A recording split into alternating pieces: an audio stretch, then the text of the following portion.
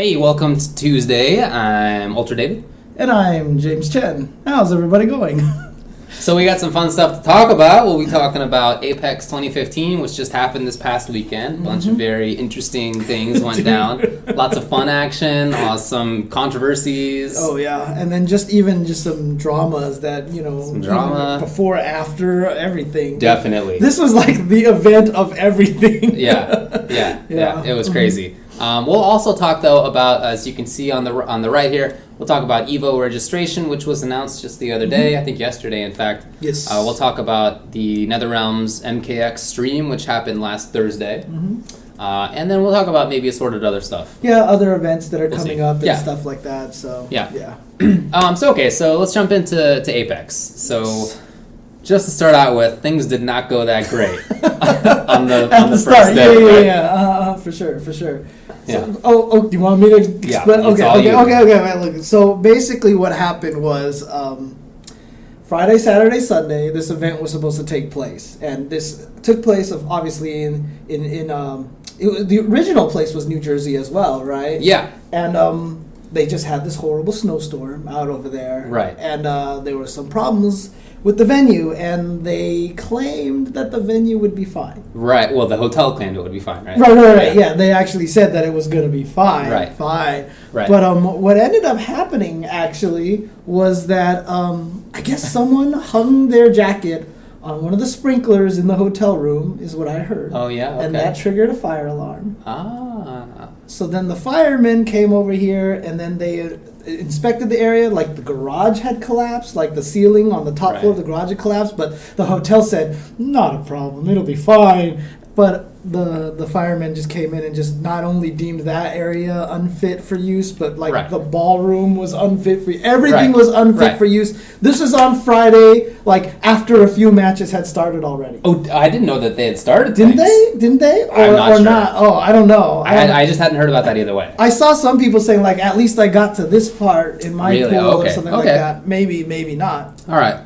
Well, look, it sounds like it was just a really bad place. Yeah. And I don't even know if it was just... Well, clearly it wasn't just the snowstorm that led to that stuff, because plenty of places in that area were in that snowstorm, and this was the only place, presumably, to have these implosions. So the hotel was a problem. Yeah, okay? I mean, I've even heard there were stories even outside of just those problems. If you go apparently online, like the Yelp reviews or whatever, that the hotel is just terrible. Oh, and that's stuff okay. Like that. Yeah, okay, so. that sucks.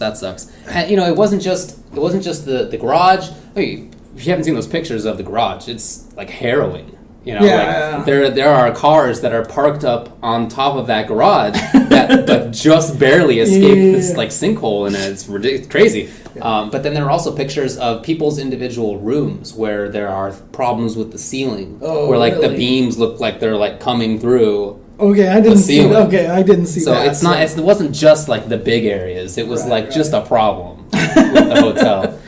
So anyway, this is Friday. This is I wake up on Friday. Look, right? Yeah. I woke up on Friday to text messages. Okay, and like an idiot, just the previous night I had changed my text message notification to Ren's crazy laugh at the end of the Happy Happy Joy Joy song. Can you picture that? So I wake up to the best crazy laugh of all time, and people are texting me about what's going on, Here are some issues. What do you think, legally speaking? What do you think about this? Blah, blah, blah. A bunch of people are talking to me. Emails are coming in. So that was the start of my Friday morning. I was like, what's going on? All right. But, it sounds like they got it together. Well, there's one other factor that needs to be established here. Yeah. Is that this is Apex, right? For those people who don't know, this is the biggest Smash Brothers tournament, capped at 1,000 players for Melee, 870 odd some players for Smash Wii U. So we're talking about an event where thousands and thousands of people have traveled here. Yeah, and there's a lot of money that's already been expended. And now on Friday, they were like, sorry, you can't run this event. Right. That was it. That was it. That was the end. Everybody thought that was it. Yeah, and so there was a lot of angry people. Of course, a lot of people understood that it wasn't necessarily the Apex staff's fault. Sure. Although a lot of people were pretty angry because the bad hotel was chosen in the first place, right? Sure. But, I mean, keep in mind, one, venues in New England area are scarce. They're expensive. They are more expensive than most places, right? So, I imagine, yeah. I mean, I'm sure like they would love to run it in New York if they could, but New York has got to be like, I mean, that's why there's been like no majors in New York, because it's too expensive to run there. But in any case, they were in a situation where pretty much it looked like the event was going to be done. Like, or they were coming up with ideas like, let's run the tournament in people's hotel rooms, let's do all sorts of crazy things.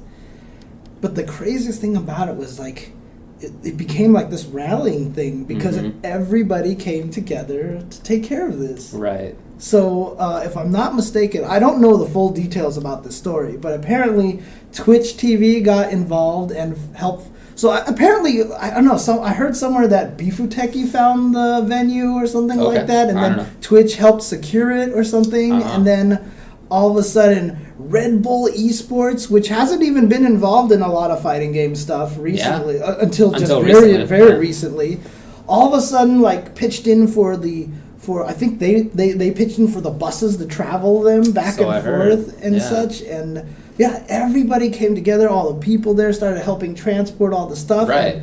They found a new venue like an hour away, 45 minutes away. Yeah. And they just migrated everything home. Yeah, there were threads on Reddit about like, okay, hey, I have a car, I can take this many people to the new location who needs a ride, and there was all this matching up going on. It was really cool to see how everybody came together like that. Yeah, and there was a lot of pictures and videos of like the staff, the Apex staff, just bundled in the hotel room. Yeah. And just being like, okay, what do we do? You know, kind of stuff. Right.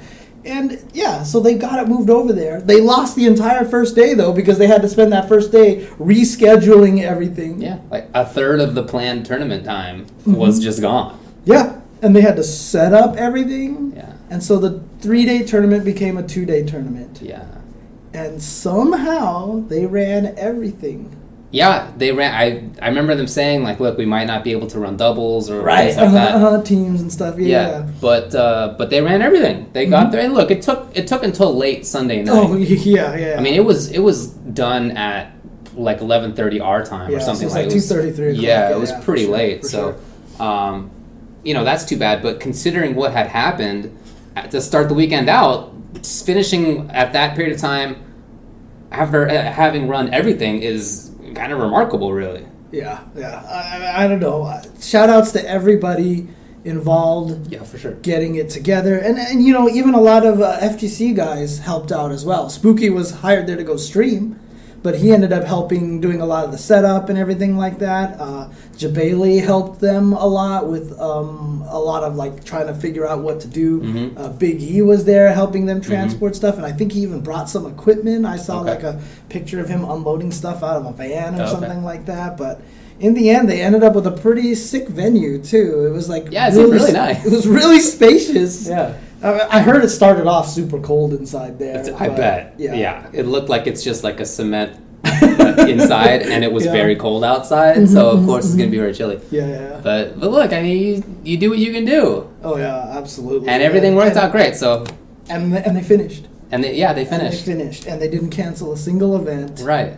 And I just think that's remarkable. I said on Twitter, this is not even just a win for the Smash community. This is just like a win for gaming in general. Showing it was just like one of those good side of how everything can come together. You know, everybody teaming up and stuff like that. So yeah, I gotta say, I don't think anything is gonna beat this for my story of the year.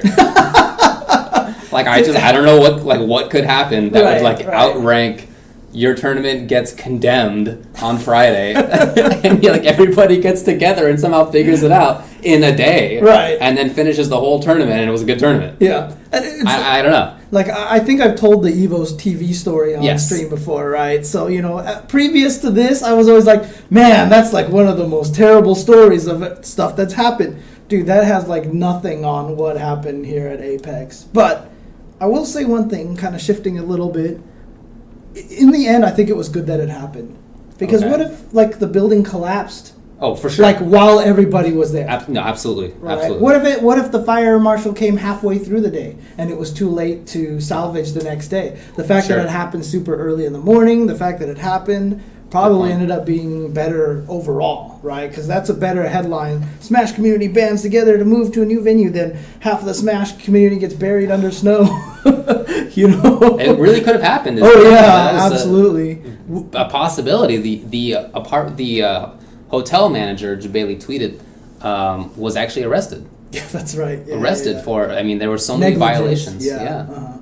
So, I mean, at this point in time, part of me thinks to myself, maybe, I know it's kind of a tradition to be up in the New England states, maybe Apex might want to think about moving somewhere else, going to another state where maybe... I don't know.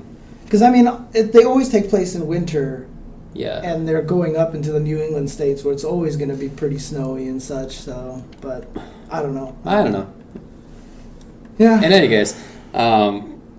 pretty interesting lead up to the event, but I had a lot of fun watching the event itself, which I did. I watched a ton of it this weekend.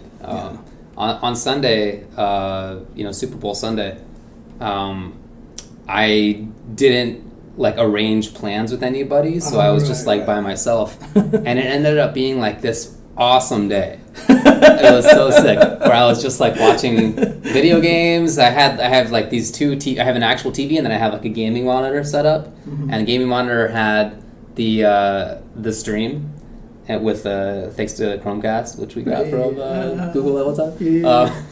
And then the actual Super Bowl was on the TV, and I was playing Civ, and I had some sweet beer that I've been waiting to drink. It's been in my fridge for a little while. And it was just basically a fantastic day. Dude, I don't know why everything is... It's apparently there's still apparently some there's lag. been major video lag the whole time. I've been seeing people talk about it the whole time. It even says it here, too. Yep. Drop frames detected. Your stream quality may be affected. Oh, what is going on? What is going on? Yeah, I mean, we're watching the stream as it's going on, and it's definitely... choppy and assy, so hopefully the audio is coming through. This is basically like a podcast, so right, exactly. I don't know why this keeps happening. I thought I might have known what the problem was, but apparently I didn't.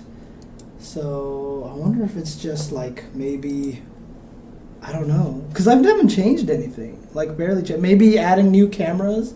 Maybe adding new cameras. That's true. Freak out a little bit more. I mean, it's been a problem the last few weeks, though. Right. It's not a true. today thing. So. Okay. I don't know. Do some work on that. Okay. Yeah, the Super Bowl was fun. Did you see the halftime show? I didn't watch any of the Super Bowl. I didn't watch any of the commercials. I didn't watch nothing. Yeah, I was just pretty much whatever. I was too busy watching Apex. So dang. I heard a lot about it, though. I obviously heard about the shark and Katy Perry and all that stuff. I thought her show was really good. I'm gonna be honest. Dude, I thought it was actually really good. Missy Elliott showed up, and I had no expectation that was gonna happen, and I was like, whoa. The way I described it to my brother, from what it sounded like, it was like Katy Perry was like, you know what? No matter what I do, there are going to be memes about the halftime show, and people are going to make fun of it. So I'm going to supply them with everything myself. I'm going to dress up in the hot dog on a stick outfit. I'm going to have this giant star on my head. I'm going to have dancing sharks with legs and stuff. I mean, she did it all. And it was real silly. I feel like that was pretty awesome. It was good. I'm not joking when I said I liked it. I thought it was really good. Oh, man. Anyway, and the commercials were not great. I thought there were some real heart-tugging commercials. There's one about some dead kid or something. Yeah, there were a few about dads and all what you have to go through as a dad, and it was just very different. It was a very different tone. Right. Yeah. It wasn't silly funny. It was more trying to get you emotionally invested in what was going on. Just getting people to talk about stuff. And, I mean, maybe that's the new way to do it. Yeah. Right? Actually, I don't remember what any of those commercials were for, but I don't know if mission entirely accomplished. Anyway, you want to talk about the results? Sure. Anything else to mention first? I mean, a lot of people were talking about the fact that Spooky lost his DS, his 3DS. Oh, that sucks. Look, it was stolen, right? It wasn't just lost. Apparently it was stolen or lost or whatever. It disappeared. Yeah, okay, fair enough. And the worst thing about it, too, is some people even asked, they were trying to set up maybe a donation stream to buy Spooky a new replacement DS. But Spooky tweeted, he was like, look, all my memory card was in there, everything was in there, all the stuff. He's like, I just don't even care anymore. He's like, I just don't want one back. Man. So that's just like the worst. And it's funny too, because when everything happened and they were all moving stuff, you know, I was like, it's about community. I even tweeted out, I was like, report theft, you know, don't do any of this kind of stuff. And it happens every event. It does. Like no matter what. There's always some jerk. Yeah. That's really too bad for Spooky, because just recently he was putting up Let's Play of himself playing the new Phoenix Wright on 3DS. That's right. And I don't know if he had any plans to do other 3DS games. I'm sure he did. He probably did. I'm sure he did. Because, it was modded. It was modded so that it had the video output. Right. And that is expensive. For sure. That is super expensive. For sure. Yeah, that's not good. Not good news.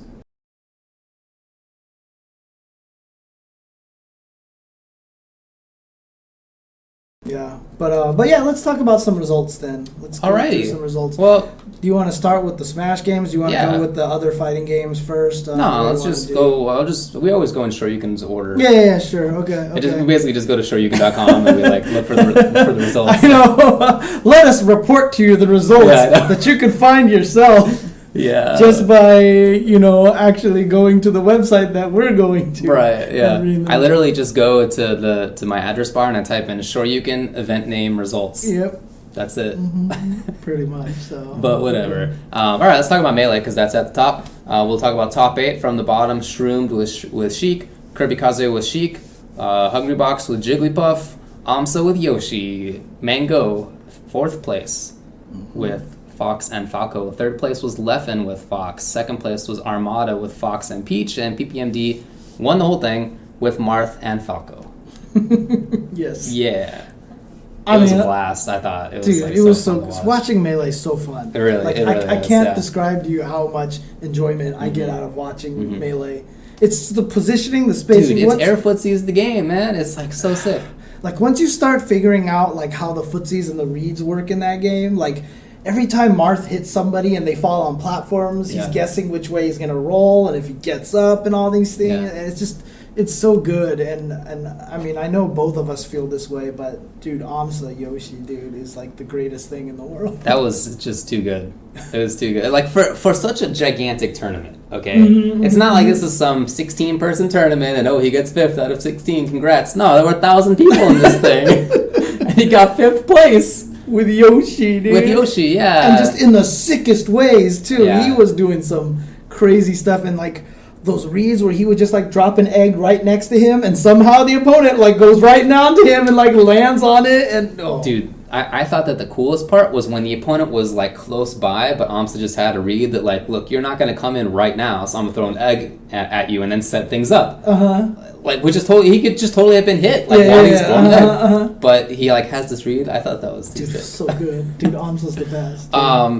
Mango gets 4th place. So apparently I've heard Mango kind of has, a curse at Apex, that he doesn't do well there. I have also heard that. Okay. Yeah, he hasn't won it.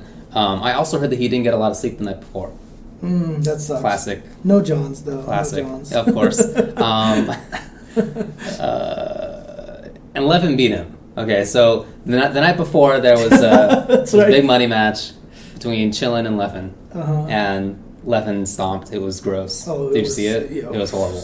But I read a post by Chillin just a little bit ago on Reddit where he was like, "Look, I mean, I know he's a better player than me. I was really trying, but he, it was one of those things where he just didn't want to let Leffen keep popping off, right? Because Leffen, obviously, he has just the reputation for being, a lot of talk, right? Yeah, he's the heel. He's the heel totally of the Smash community, which is fantastic. I think that's so awesome. Yeah, it's always good to have a heel who's that good. Yeah. It's always, for sure. Always. So after Leffen dominated, Mango said, okay, if we meet in the tournament bracket, we're going to put $1,000 on it between us two. Mm-hmm. And that's, in fact, what ended up happening. They, in fact, played in the bracket. It wasn't, preordained, but it ended up happening. And Leffen won. Yeah, Leffen won pretty soundly, too, wasn't it? Or was it... I forget the exact score, but I remember thinking it wasn't super close. Okay. Yeah. But yeah. It was 3-1. Okay. 3-1 Leffen. Yeah. So that was big and probably totally sucked for Mango. Yeah. But then Leffen in winners finals went to go play PPMD. Yeah. EGPPMD, and he's one of the gods, of course. And we should probably mention that Leffen also beat Mewtwo King earlier. So now someone said that he's the first player in history to beat all 5 gods. I also heard that. Is he the first non-god to do that, or have even the gods not beaten all the gods? I am not sure. Okay. I can't. But yeah, so now Leffen is just at this point now where he's beaten everybody. Yeah. You know, he beat Mewtwo King, he beat Mango, and then he goes up to fight PPMD. You gotta think that he was feeling pretty good about himself. I mean, it was pretty close. It was 3-2. It wasn't some runaway, Mm-hmm. you know. So he did a good job. But then in losers finals, Armada beat him 3-1, and you know, blah blah blah. Right. But dude, I will say this. So there's a little bit of discussion after this. So after Leffen lost to PPMD, and I watched his match with Armada. Armada beat PPMD, and it looked like Leffen was still thinking about PPMD.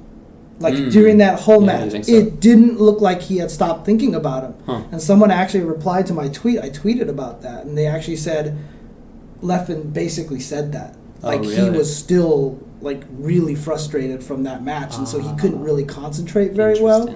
So Justin Wong actually posted, he's like, this is why you should play winners finals before losers semis. I saw that.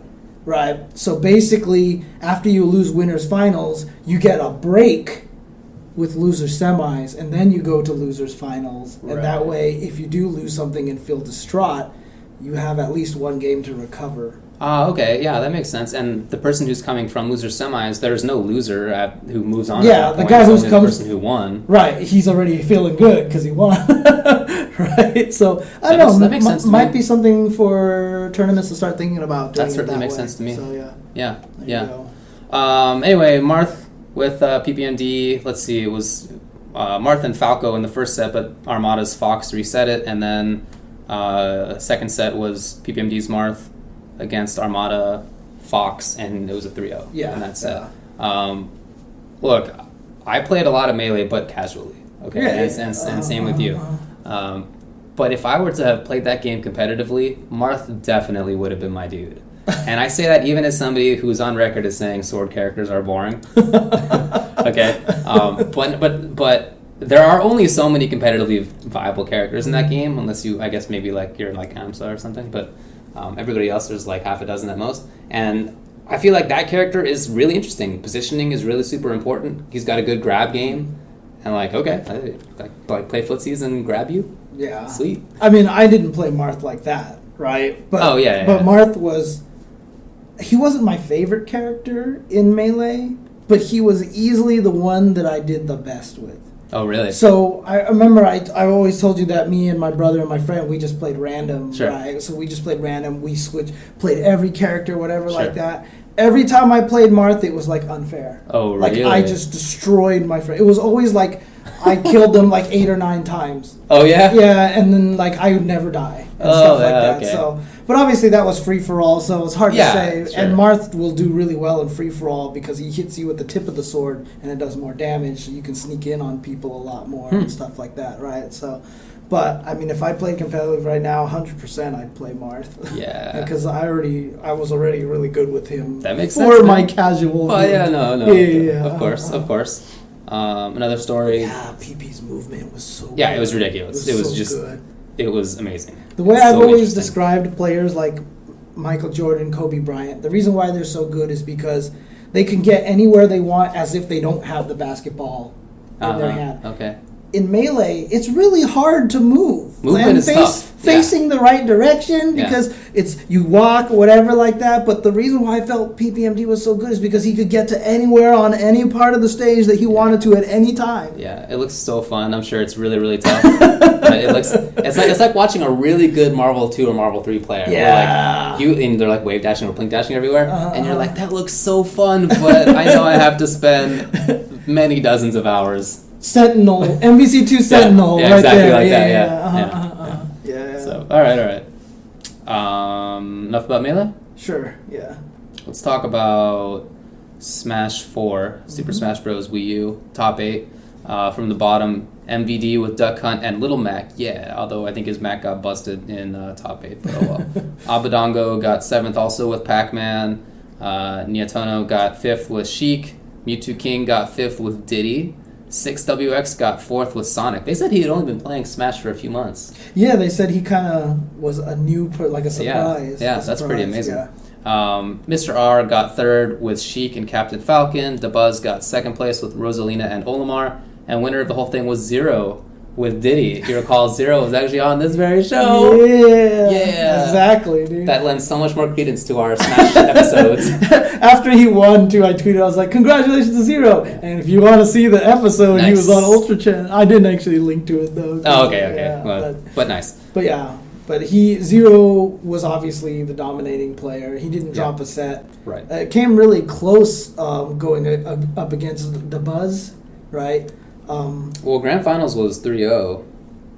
Oh, I mean, I think he only lost like 1 or 2 games the entire tournament. It was something like that. Who was it? Was it in winners finals that he beat Mr. R 3-1 in top 8 winners? He beat Mewtwo King 3-1. Yeah, I really think he went like almost the whole tournament without having lost more than just a couple of games. Okay. Yeah. So it was very dominating. Yeah. But people predicted that it would be like very Diddy heavy in the top 8, but actually there were just 2. There was Mewtwo King and Zero. Yeah. Players who probably would have had a good chance to win, like even if they hadn't been playing. Right. And Zero's even said apparently that now that he's won Apex with Diddy, he's dropping Diddy. He's going to I heard that. Characters. Maybe Falcon, Captain Falcon.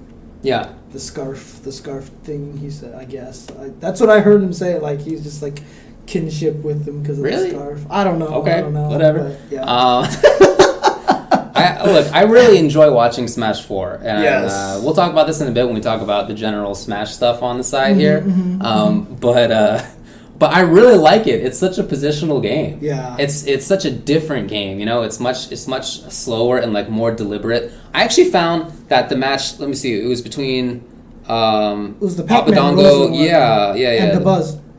Yeah, I think you're right. I think you're right. I thought that was like one of the matches of the top end. Like that was one of my favorite matches. I thought the one that almost timed out most of the time, right? Yeah. It was really interesting to see Pac-Man. Like it's clearly a bad matchup for him, but like see him like try to struggle to like find spots on screen or like avenues of approach, and I just thought that was really interesting.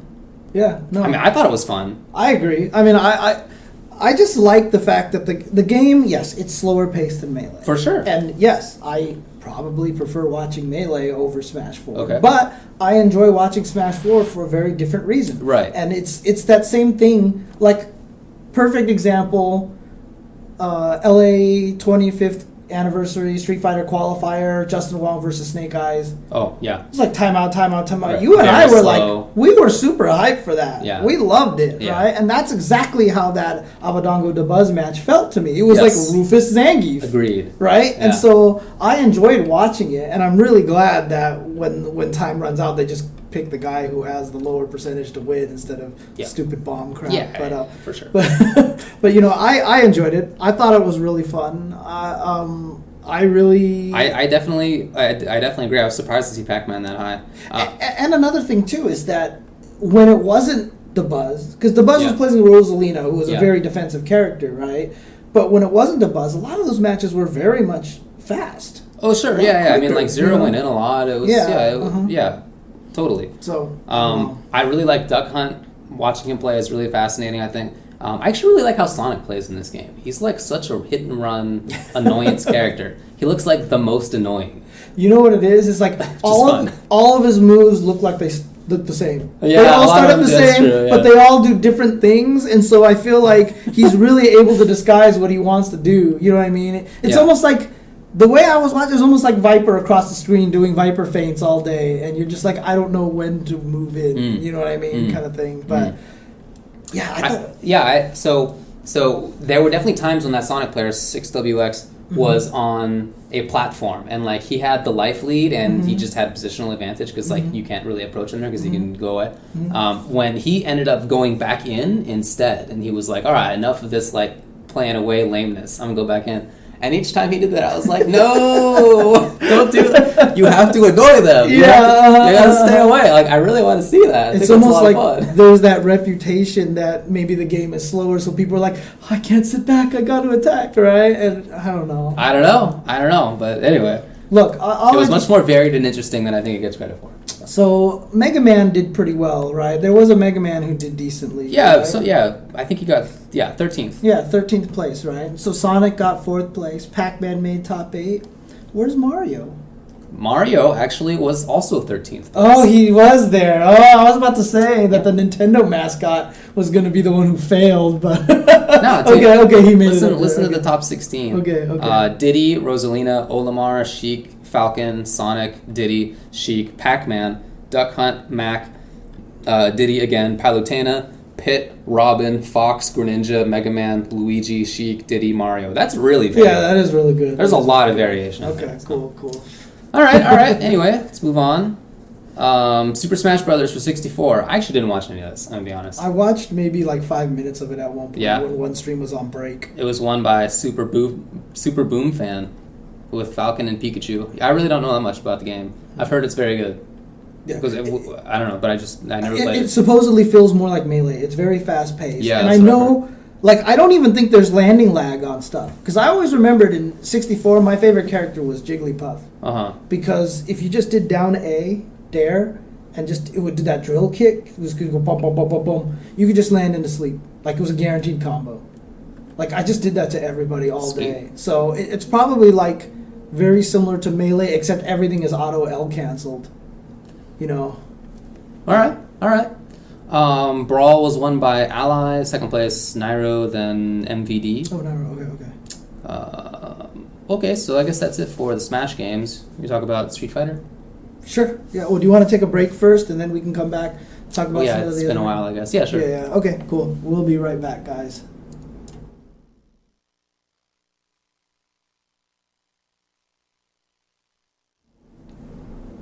Okay, welcome back to the show. Let's now talk about other games that were at Apex 2015. That's right. Yep.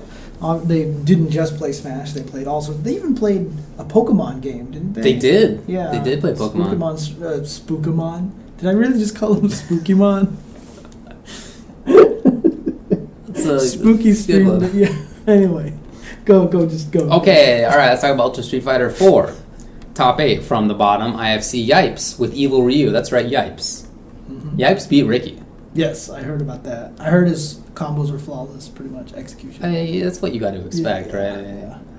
He's just as a good execution player. So, Moons, 7th place also. Moons, with Rolento. Someone actually tweeted I think someone tweeted that it was all backwards. That K-Brad got top 8 in Marvel, but not in Street Fighter, and Moons got top 8 in Street Fighter, but not Marvel. Oh, really? He didn't get it in Marvel. I mean, K-Brad has won or placed high in Marvel things before. That's not that true, weird. That's true. Yeah. I didn't know that Moons played Street Fighter. I think he has a sick positional game in Marvel. And I didn't see any of it. I'm sure that he could play Street Fighter really well if he wanted to. That's awesome. So. Okay. Anyway, he got top 8. Okay. 5th place was Mortality, Rico Suave, Abel, and then AG Lucky D. Yeah. Yes, that was fine.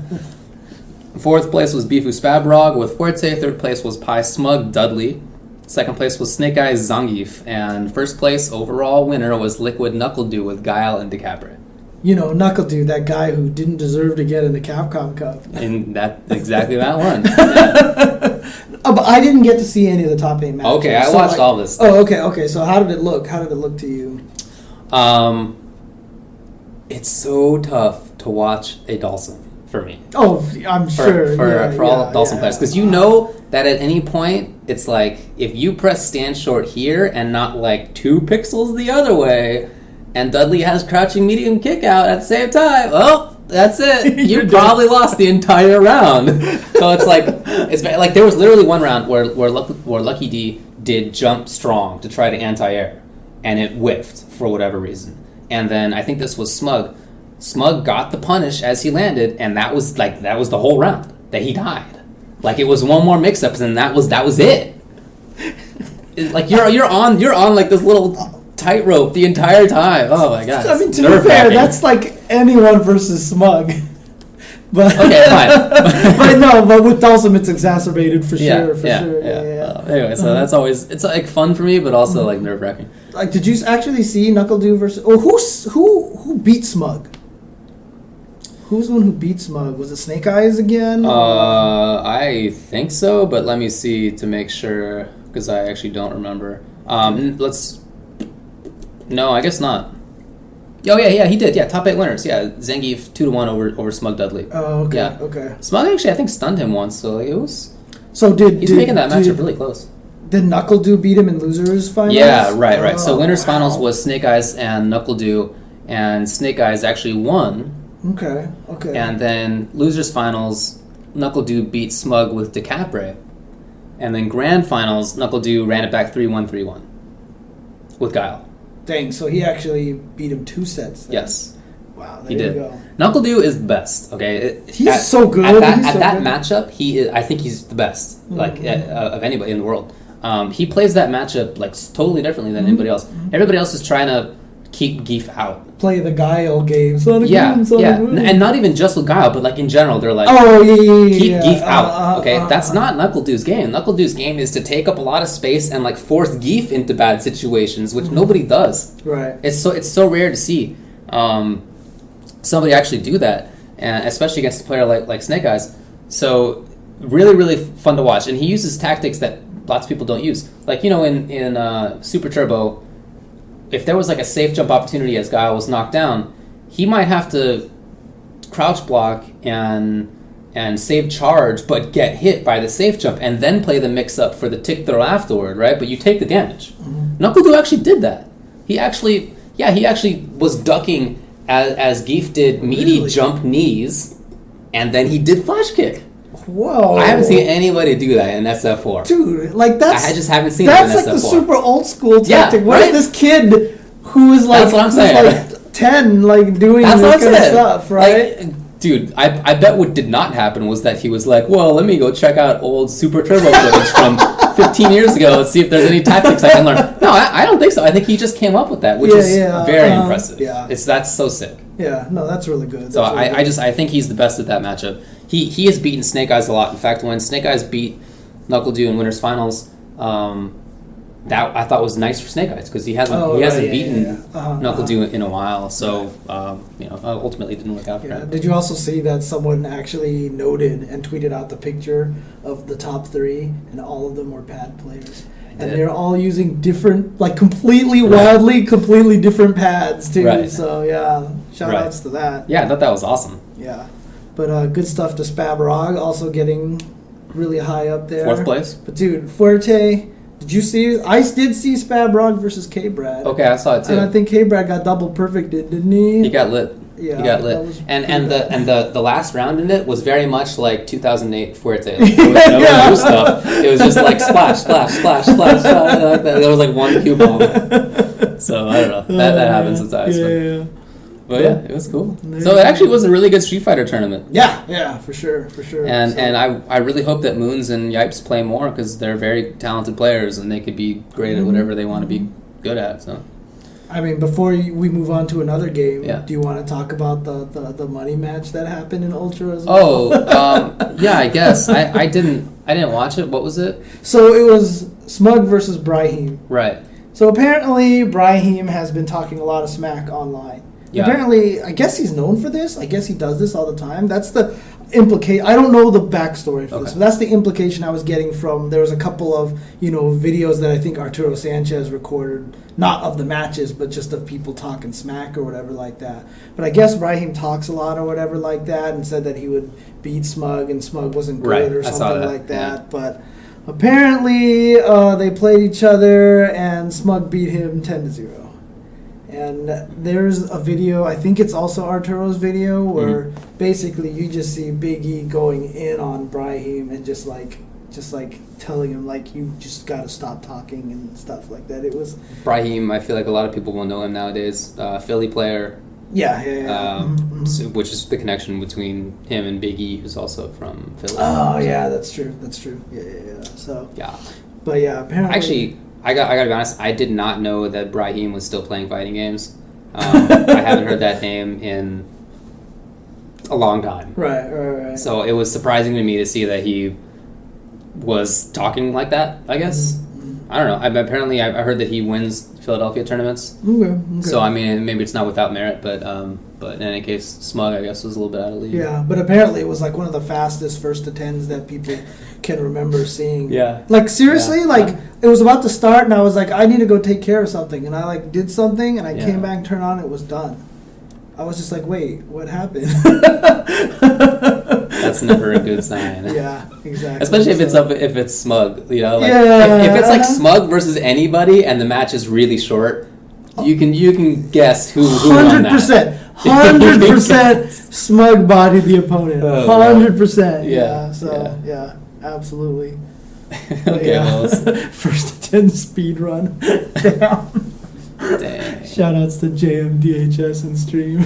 Good stuff. Who does he? He plays Bison? I think he was using Bison. Yeah. Okay. Maybe 3 rounds in the whole set. Okay. So. Anyway, so Ultimate Marvel 3 was also there. Mm-hmm. Top 8 from the bottom as always: Noel Brown, Wolvie, Doom, Phoenix, Marlon Pie with Viper, Doom, Amy. Unknown 5th place with Viper, Doom, Phoenix, and Wesker, Sentinel, Viper. K-Brad got 5th place, that's what you were talking about, with Trish, Virgil, Dante. 4th place was Flux with 0 Virgil, Dante. And the little formatting error by Shoryuken, never mind. 3rd place was Random Fiend with Nova, Spencer, Doom. 2nd place was Yipes with Nova, Strange, Spencer. And Ray won with Magneto, Doom, and Sentinel. Yeah, I mean, seems pretty what you would kind of expect. Right. Yeah, nothing maybe too crazy, but Random Fiend getting high like that is... I guess that's true, yeah. Well, it's very nice, for sure, for him. I'm happy to see Marlon Pie playing again. I know he has been playing again, but it's really nice to see him at a big tournament and again. Yipes, of course, always good to see him doing really well in Marvel tournaments, because his play is always so crispy. So, and I heard... I was watching some of Marvel, but I was out. Like, I was not at home, so I wasn't able to listen to much of the commentary, but I heard Persia and Ski Sonic did super well on commentary. Oh, we forgot to mention this. I really wanted to talk about this. I loved the commentary for Smash games. Oh, yeah. I just wanted to bring it up. Yeah. They have really good commentators, I think. The analysis stuff? You've talked about this. You've said that at EVO you wanted to do, like, analysis. You wanted, like, at all these tournaments, you want, like, before top 8, you want to sit down a bunch of people, throw it to the desk or something, and have people do the analysis. For years, I've been trying to get that to happen. They did that at Apex, and we should probably also mention some of the other stuff that they did, like the name cycling between the Twitter and the Twitch stream. Right. Like, if you had all 3 of them, it was literally cycled between nickname, Twitch stream, and in fact, they should add a 4th one. They should add their real name in there. That'd be great. That would make a lot of sense. Real name, if they want switch to nickname, switch to Twitter, switch to Twitch, and I just love the way they did it just by putting the symbol. It was great. They didn't even say Twitter : It was just blah, at blah, and then the little Twitter bird, and then Twitch with the little block. It was very, very well done. Yeah. And I also really liked how they took pictures of the upcoming players, and this was on VGBC Apostles Twitter. Where he took pictures of upcoming people, and he put their names and their Twitter handles in there, and he tweeted it out to everybody. That's so good. That's info that we basically never get as commentators. It's info that we have tried to get for years, and I've only succeeded a few times, and most of those times it's been because we ourselves were like, okay, commentators, if one of us is not commentating, you have to take, like, the info of somebody and give it to the commentators. Like, it's us, it's like not anybody else. The backup commentator. For the most part. There are a couple of other situations, but for the most part, that's been the case. So really, really cool to see that they did that. I would love it if everybody else in streams did those 2 things. One thing I will say about Smash, though, is that their top players are pretty consistent. There are a lot. But this wasn't taught. This was just during pools. Oh, really? This was like the whole time. Okay. They just had like a stream line, I guess, and he just would tweet out like, whoever's coming up to play, check it out. Come up to play. That's awesome. Yeah. Really, really like it. Ski and Bridget did super good. They definitely did good. I haven't heard wife and husband on commentary too often. Like I know it's commentary pair. I've heard it before, but I haven't heard it for as extended a period of time. And I really liked it. I thought it was really, really good. Yeah. Oh, we didn't even talk about any of the Salty Sweet matches for Smash, by the way.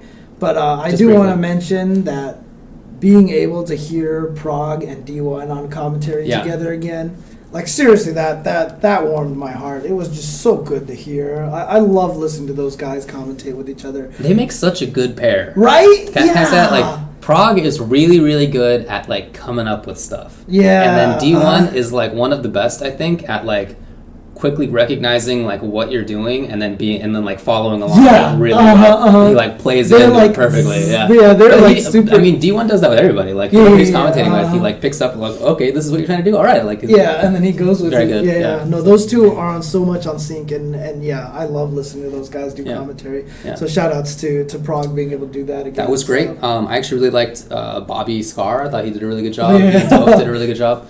Bobby as the MC, I thought was really good. That's like a very natural sounding role for him. During the Salty Suite, he was like MC, right? The in-house guy. Yeah. That seems like exactly his role, frankly. Yeah, exactly. So no, it was really good. It was really good overall. So yeah. Guilty Gear top 8 from the bottom. Day&Do. Oh yeah. Day&Do. Yeah, there you go. I don't know how to pronounce it. I've seen the name a million times, so yeah. Blue Knight May, Zanak Faust, Marvisto, Kai. Fourth place was Mahoko with May, then Minus with Eno got third.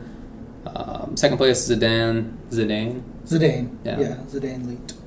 I was like speaking French temporarily. So.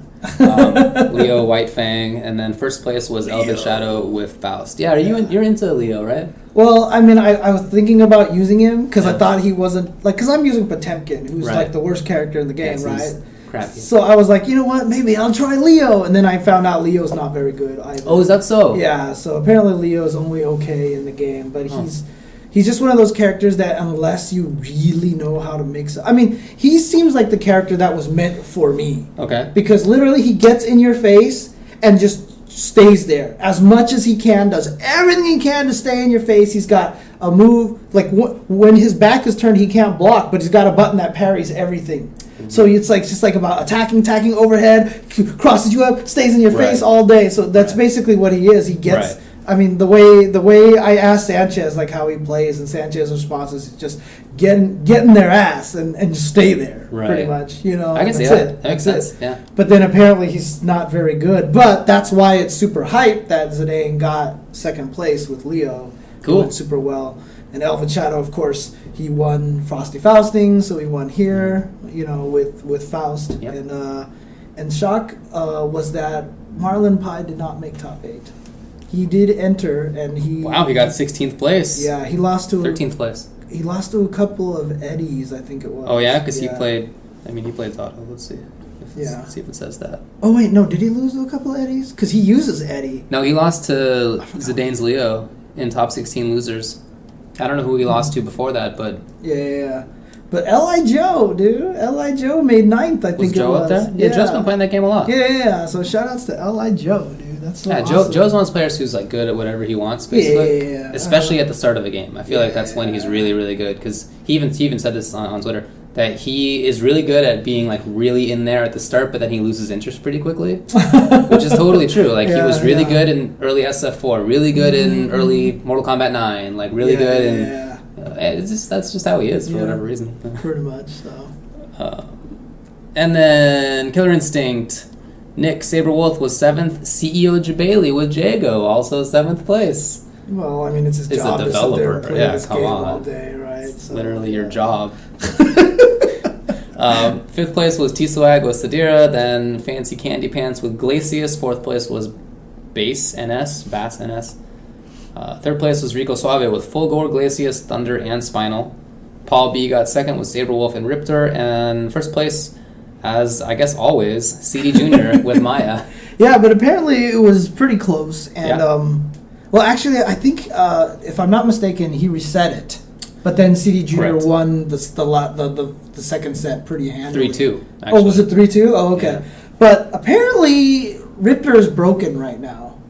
Oh, really? Yeah, apparently Riptor has a few things. So here, interestingly enough, Riptor has apparently a infinite block string. What? That he can get you stuck in in some ways, right? So Riptor is apparently a little bit overpowered right now, but the way I saw Keats mentioning this on stream, when CD Junior was winning tournaments early with Maya, like Maya was more broken then than Riptor is now. So he can't really complain about getting beat up by Riptor. I mean, in any case, CD Junior ended up winning. Yeah, he won anyway. So, but yeah, apparently Paul and Rico have a super huge rivalry. So it was a pretty big deal that Paul won that one. So. Oh wow, okay. Yeah, okay. But Riptor is very interesting looking character. The one thing that I find very fascinating about Riptor is that Riptor really, really looks like they made him in this beautiful graphics on Xbox One and tried to animate him as much as like Primal Rage as possible.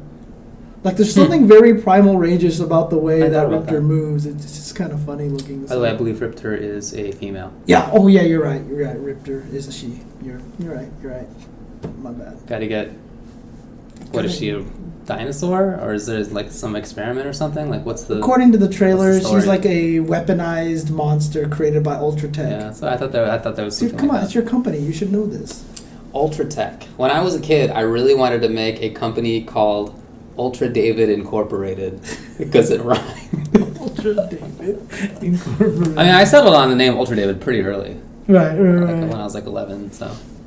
Ultra David Incorporated. I mean, I could do it right now. Like, I am an attorney who helps start businesses for a living. I could totally do it. But I'm not gonna, because there's expenses and whatnot. But I could totally do it.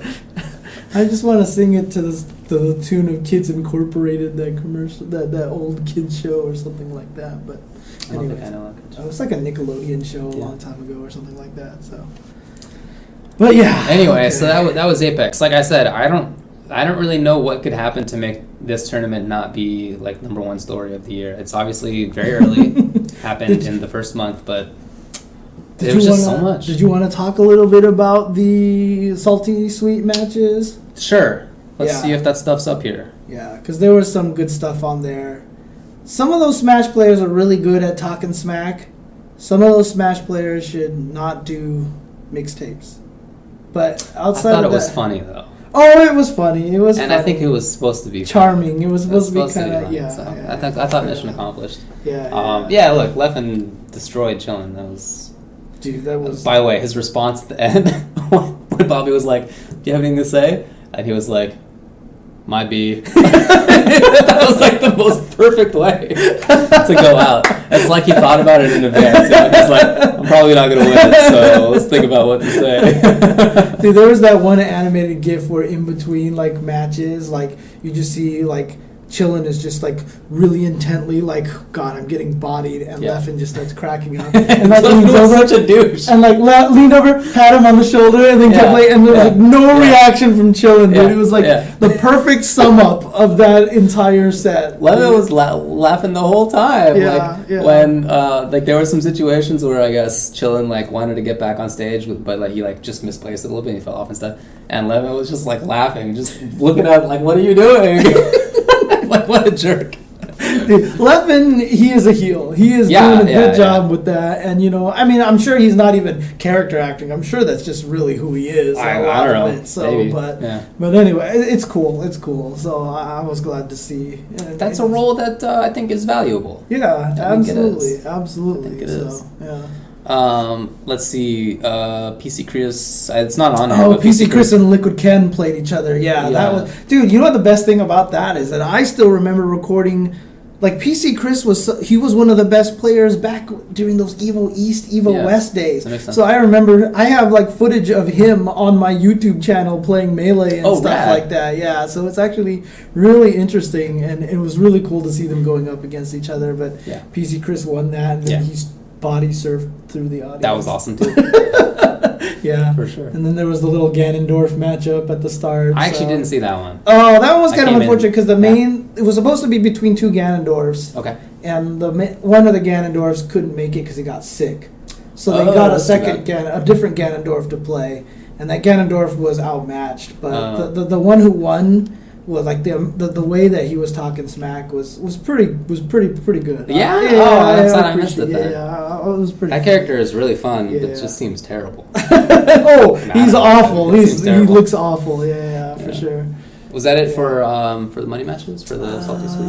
I can't remember if there was anything else. The best part was that someone took a screenshot of Leffen's stream very recently, and you know how streamers always list their number one donators and stuff like that. Right now it says Mango $1,000 and Chillin $100 on there. So he is such a good jerk. It's amazing, dude. It's amazing. So good work. Good work. Okay. People are saying he's not terrible, Ganon, but really, he's not terrible. Chat. I don't know. If I would have just assumed he was bad. So yeah, okay. Okay. I would have just assumed Ganondorf was bad. Seems terrible. So, all right. I don't know anything.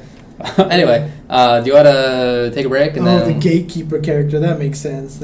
Oh, I can see that. Yeah, okay. Yeah. So he's like probably the bottom of the acceptably usable characters kind of thing. Okay. So. And he and the guy who won did actually kill with up tilt. You know, no way, really?